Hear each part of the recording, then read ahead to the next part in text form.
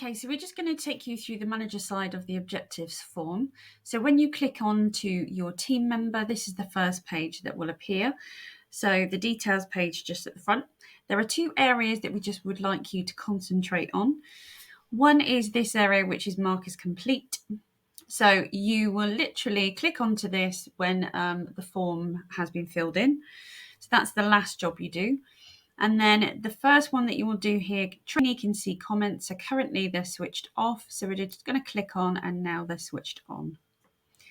So we'll go into the responses page. So this is the area where either you or your team member can add in the objectives that you have set and agreed. So there is room for up to 8 objectives.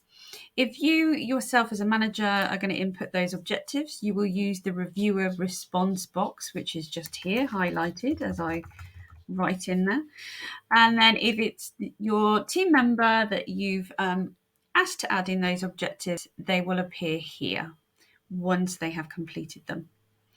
Again, either yourself or your team member will then select which one is relevant to the strategic objectives, and you will just literally click on whichever one it is here. We've made it flexible enough because in some senior roles, managers can ask them to pop in the objectives that they've both agreed. So we've given the flexibility here to do so. So either you as a manager can do it or your team member. Again, as we stated, there are up to 8 objectives. You will find there are 3 other categories. 2 categories you will not touch because they are not relevant for this form.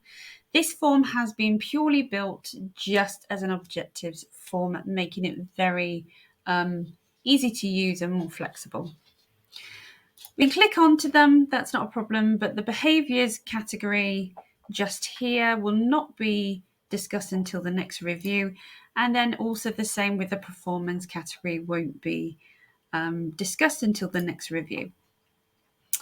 One discussion you will be having at the time of popping all of these objectives on is talking around career and development.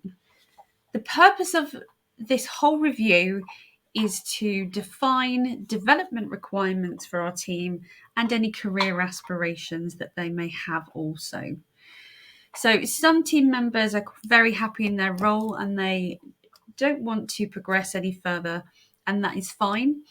So, but what they can add into here now is actually what are their development aspirations? So what do they need from you? Could it be they just need some extra training? Do they need to understand who they can network or discuss any of the job role with? That they have somebody in a similar role that they can use as a mentor. So that is what they can pop in there. So this is actually opening up the form a little bit more. If it's a career aspiration and a development aspiration, again, they can pop those in there. So, you know, what do they aspire to? Where do they want? Where do they see themselves? And what is their future role? So they can pop that in there as well.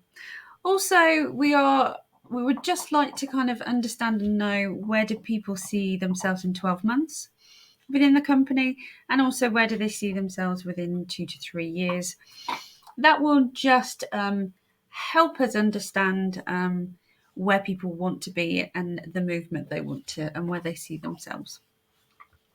You can also add in under review response any comments regarding that, and those are the areas that you will complete for this form. Now, I've been asked the question, can the objectives meeting happen at the same time as filling in the form? Absolutely, they can. So if you've agreed that you're going to do that, that's not a problem. So actually, that will just make everything a little bit smoother for you. So once everything's been popped in and your team member has or yourself have added in the objectives, and then they have then added in their actions on top of that and recorded everything, they will then communicate to you that that's been completed and sorted out. We've taken away the sign off button from the team member to make it a lot smoother. So now they'll just verbally say to you, I've the form's all filled in, I've put in my actions of how I'll achieve my objectives. And then you will go in, review, and then once you're happy, you will then press this button, mark as complete. It will come up with a checker box. Are you sure you want to mark this as complete? And you will press confirm.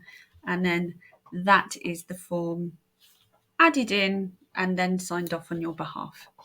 If you do have any further questions or queries, please do email us at the training admin inbox and we will get back to you.